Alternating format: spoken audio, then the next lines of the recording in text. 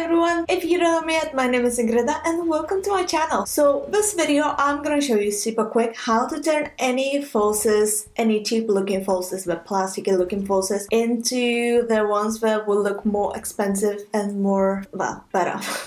So I think without any further ado, we should just jump into this. So I have here a pack of cheap falsies. I got this Poundland, maybe it cost £1 for two. These are like super plastic. You could probably see that I already changed this part a bit. I'm gonna change even more so it doesn't look as plasticky and dense as this one look. This looks more fleshed out, and I don't even know how to explain what I want to say, but you could probably see how like nicer this part looks rather than this one. So I'm gonna show you exactly what it is. So all you need is a mascara wand and then just brush it through as hard as you can, literally through the lashes, kind of messing them up a bit.